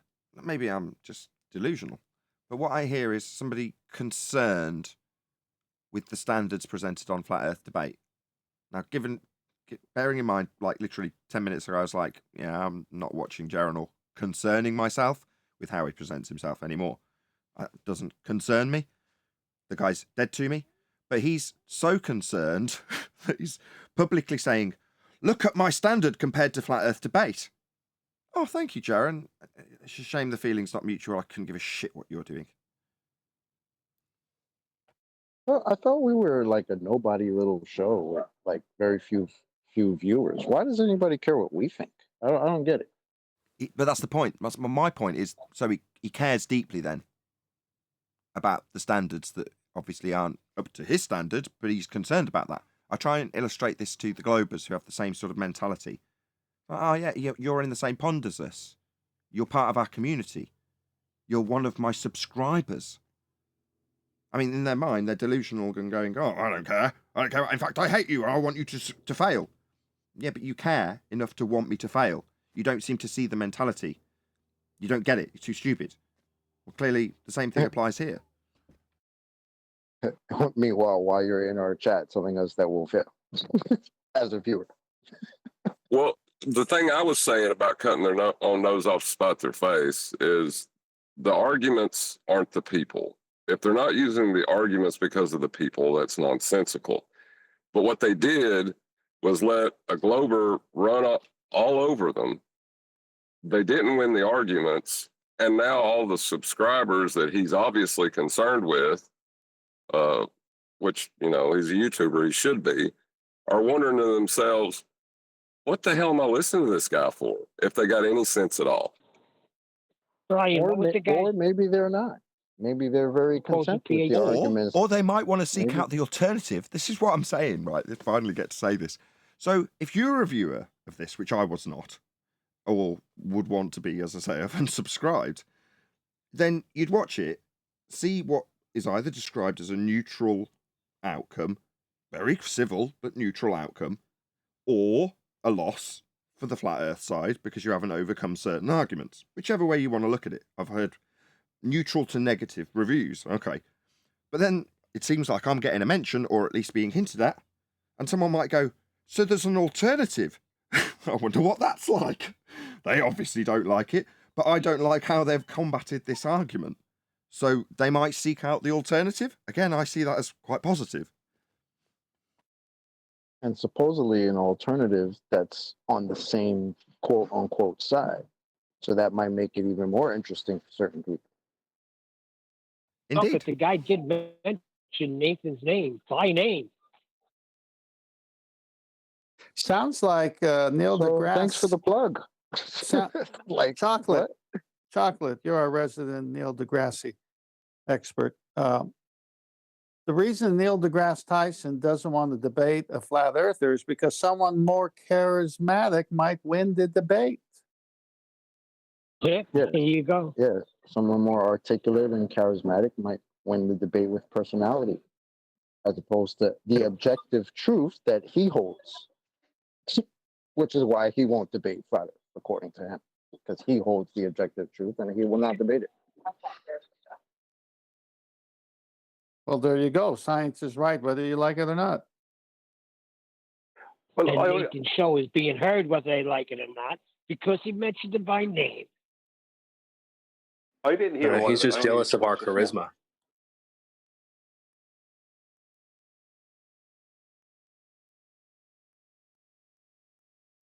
I didn't hear all of it. Only heard a part of it, a portion of it, and had to turn it off. But the fact that Nathan's name was thrown out there, the fact that there is no alternative, Nathan, like, you could be right now because I didn't hear that part. Like, that would be positive. But either way, it would be positive for anyone looking to see how you would properly deal with this guy. Because this guy was a PhD fundee, so that's the person, and he's willing to make things up. Like, general relativity and Cavendish force can be amalgamated. This nonsense. So, yeah, I do reckon that people who listen to that will go, there must be something better you can do against these people. And that's when they would come over here. Sorry, Brian. There's two examples I like to give now. One is gas pressure without a container. Is it possible? And the other is, can you get an elevation angle with a curved baseline? Now, those two are so good, strong arguments, and we could throw in the black swan, with its begging the question of a sphere to begin with, and the limitations it would have based on the radius of 3959 at an observer's height, at whatever height they're at 1 foot, 1.22 miles, obviously. Instead of having that to go to as the base winning point of each of those topics, you and I have seen debates where this guy puts out 3 things, this one comes out with 4 things, and then the thing goes for hours. And the winning arguments, like on those 3 subjects, is simple. It's like, where'd you get the gas pressure in the first place? How can you get an elevation angle from a curved baseline? It just ends it immediately. You win. The flat earth side wins. They don't want to go there. They want to spend hours, because you could lose to a baller in hours of fallacies. You could, from a perception point of view, but you can just go there and say, well, where'd you get the gas pressure in the first place? How'd you get an elevation angle with a curved baseline? How do you have this thing going past this geometric limitation if we live on a sphere? And just hold them there. It's over. That's why this show is got the winning arguments, and they don't want to use those arguments. And with that, I'm going to say another huge, massive, enormous thank you to both Discord and G+ panels for making today's after show possible. And of course, a massive thank you to all of you in either Nathan Oakley 1980 or Nathan Oakley premiering streams, hopefully smashing the super chat, liking, commenting, sharing, subscribing, joining as a Nathan Oakley 1980 channel member, smashing the thanks button, and another massive extended thank you to all of my Patrons. I've been Nathan Oakley, and I will see you all in the next video.